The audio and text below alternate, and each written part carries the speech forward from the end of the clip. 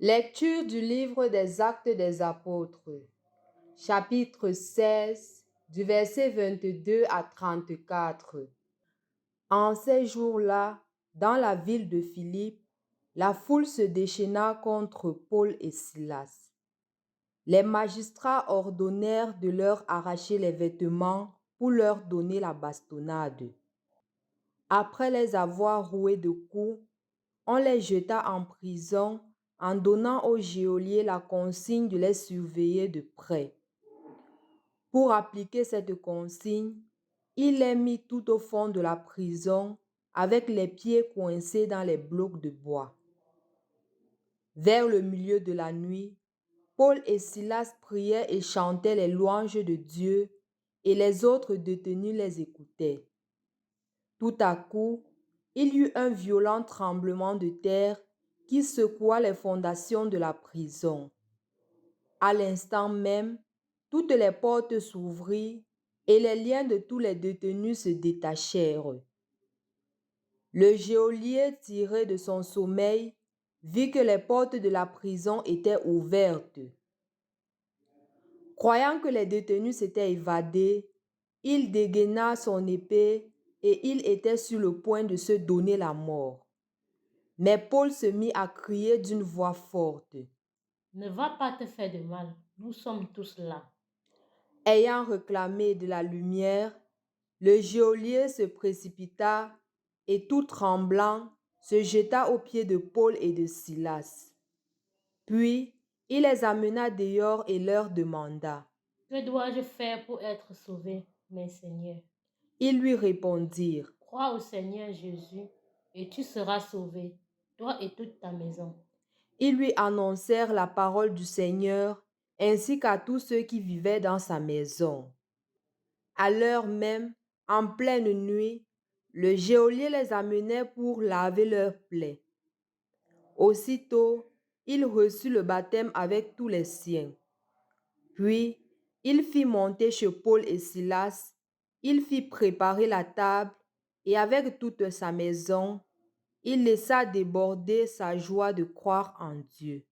D'aujourd'hui, nous voyons l'évangélisation et les conséquences de l'évangélisation que Paul et Silas ont subi.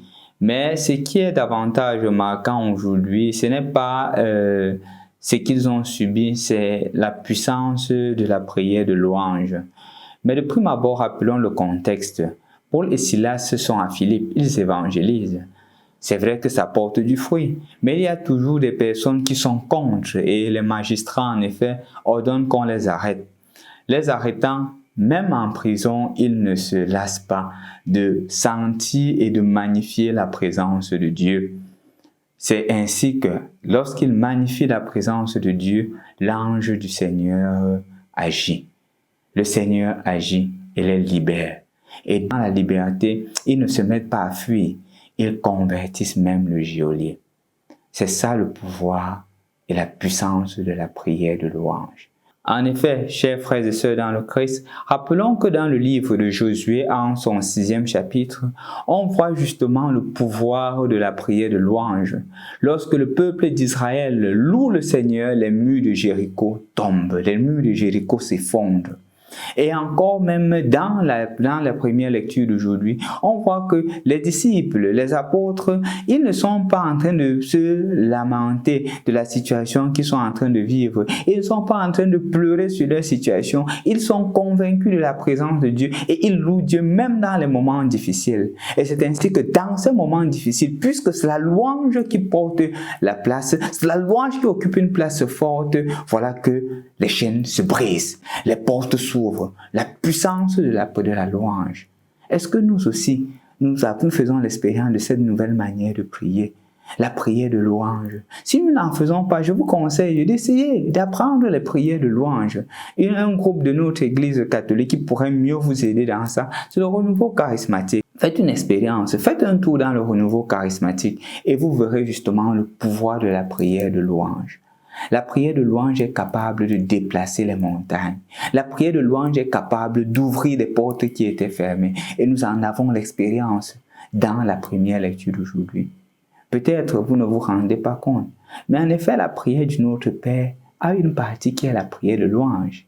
Quand on dit notre Père qui est aux cieux, que ton nom soit sanctifié, que ton règne vienne, que ta volonté soit faite sur la terre comme au ciel. C'est une louange. Mais le problème, c'est que nous la prions malheureusement parfois de façon routinière. Et de tellement elle est routinière que nous ne faisons pas l'expérience de la profondeur mystique de cette prière. Je t'invite aujourd'hui à faire l'expérience de la prière de louange. Mais pour parvenir à la prière de louange, il faut plusieurs choses. La première, c'est de ne pas te lamenter sur ce que tu es en train de vivre, sur la situation que tu es en train de traverser. C'est de faire confiance en Dieu, de te dire que quel que soit ce que je traverse, le Seigneur est présent et le Seigneur sait mieux que moi ce que je suis en train de vivre. Remarquez que dans la première lecture d'aujourd'hui, Paul et Silas ne prient pas que Seigneur libère-nous. Non, ils se mettent seulement à rendre grâce au Seigneur. La prière d'abandon. Je voudrais conclure ceci avec l'histoire d'une dame qui me disait une fois, elle me faisait un témoignage, que son mari devait être opéré et la situation était vraiment compliquée du point de vue financier, du point de vue de l'opération. Et c'est ainsi que, étant tellement complexe, elle a décidé de faire seulement la prière de louange. Seulement la prière de louange. Les 3 jours qui précédaient l'opération du mari. Elle a seulement fait la prière de louange. Et voilà que le jour où j'y arrive, on dit qu'il y a des médecins experts qui sont venus de l'extérieur et que l'opération sera gratuite. Et ce sont des experts. Et voilà qu'elle a eu la grâce de ne pas payer l'opération et elle a eu la grâce d'avoir des meilleurs médecins pour l'opération de son mari. C'est ça le pouvoir de la prière de louange. Le Seigneur en tout agit pour nous. Tout ce qu'il faut faire, c'est de lui laisser faire. Nous dire en nous-mêmes que quel que soit ce qui m'arrive, Seigneur, tu sais mieux que moi ce qui est bon pour moi. Ce qui est important, c'est que je recherche la sainteté, je cherche l'intimité et deviens un avec toi. Au nom du Père, du Fils et du Saint-Esprit. Amen.